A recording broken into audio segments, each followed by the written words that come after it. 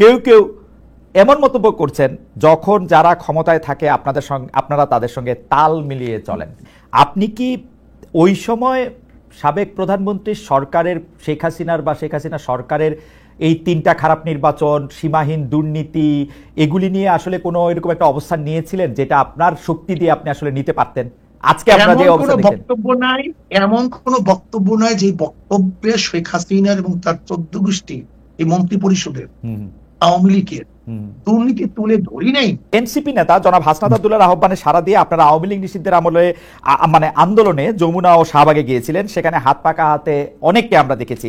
সরকার আওয়ামী লীগের কার্যক্রম নিষিদ্ধও করেছে, কিন্তু এরপর থেকে সোশ্যাল মিডিয়ায় অনেকে আলোচনা করছেন, আমাদের ঘোষণায় অনেকে মন্তব্য করেছেন, ইসলামী আন্দোলন বাংলাদেশ গত 15 বছরের সুবিধাভোগী, অর্থাৎ আপনারা গত 15 বছরে সুবিধা নিয়েছেন।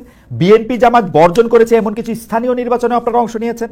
আপনাদের অনুষ্ঠানে সাবেক তথ্যমন্ত্রী, যাকে আসলে পররাষ্ট্রমন্ত্রীও বটে, যাকে নানা অভিধায় অভিহিত করা হয়, সেই ডক্টর হাসান মাহমুদের মতো প্রভাবশালী বিতর্কিত আওয়ামী লীগ নেতার পুরনো ভিডিও এখনো আমরা দেখতে পাচ্ছি, যেখানে তারা আপনাদের সঙ্গে বসে আছেন।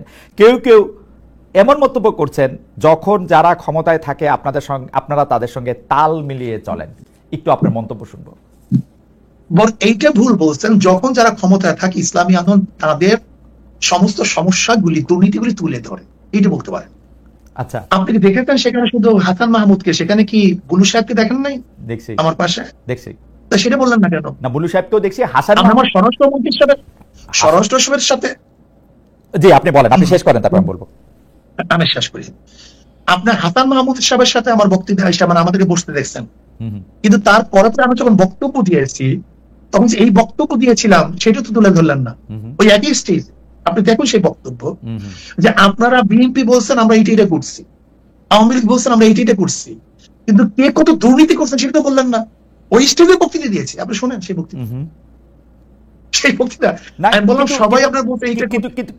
কিন্তু শায়ক, ওই বক্তব্য অনেক বেশি সুগার কোটেড, নাম্বার 1।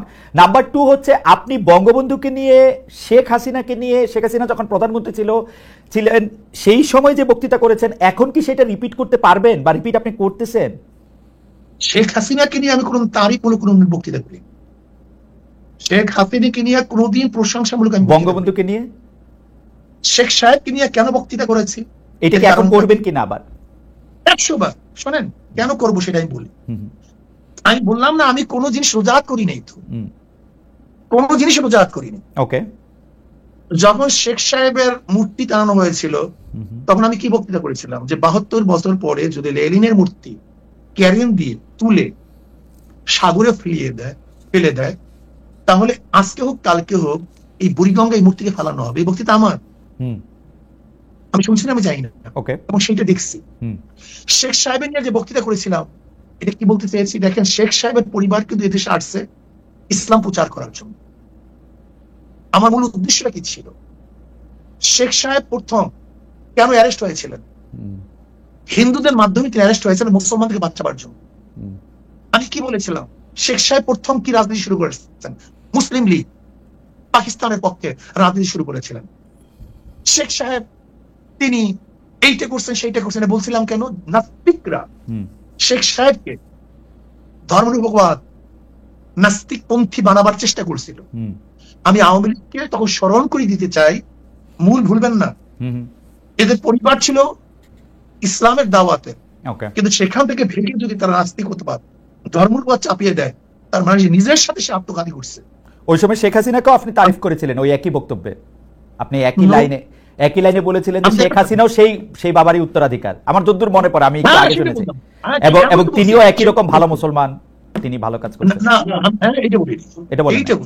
আমি বলছি সেই পরিবারে, ওকে, আমি তার পরিবারকে ইঙ্গিত করে তাকে সজাগ করতে চেয়েছি যে আপনার বাবা দাদি এদিকে মুসলমান, তারা পীর ছিলেন, তারা দাওয়াত দিয়ে এসেছেন, আপনি ইসলামের খেলাফ, ইসলামের বিরোধী কোনো কাজ করতে পারেন না।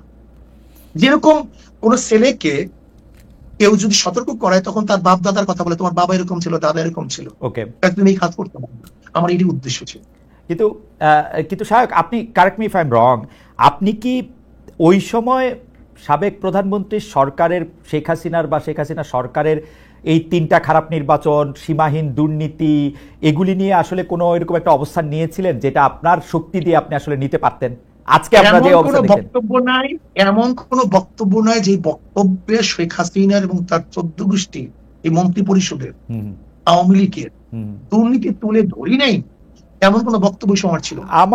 আমার একটা রিডিং হইলো আপনারা সেই সময় প্রধান শত্রু হিসাবে গণ্য করতেন হচ্ছেন জামায়াতে ইসলামীকে, তারপরে আওয়ামী লীগের মন্ত্রীদের কিছু দুর্নীতির কথা আপনি বলতেন, কিন্তু বাংলাদেশের যে মানুষের উন্নয়ন, বাংলাদেশের মানুষের সুবিধা, সেগুলির কথাও বলতেন। তার ফলে সরকার, মানে সেই সময়কার সরকার একরকম খুশি হতো পীর সাহেব চরমনায়ের উপর বা শায়েকে চরমনায়ের উপর, যে তারা আসলে আমাদের পক্ষেই থাকছেন। মানে আমার রিডিং আর কি ওই সময়কার ব্যাপারে। না, সেই রিডিংটা কেন আপনার মধ্যে অনুভূতি কেন হয়েছিল?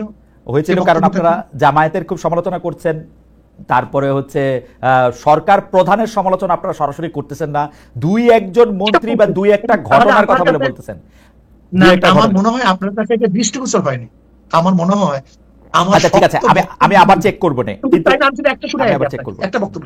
জি, আমি পল্টনে আপনার শ্রওয়ার দিতে বলেছিলাম যে শেখ হাসিনা, আপনি শুনে সে বক্তব্য। জি, আমি শুধু একটা এরকম 50টা বক্তব্য দিতে পারবো। জি, যে শেখ হাসিনা আপনাকে ভারত বাঁচাতে পারবে না, আপনাকে বাঁচাতে পারবে না, আপনাকে পুলিশ মিলিটারি আপনাকে বাঁচাতে পারবে না, আপনাকে ভারতে অবশ্যই ভাবতে হবে। সে বক্তৃতা শুনিয়ে না আপনি, অনেক আগের বক্তৃতা।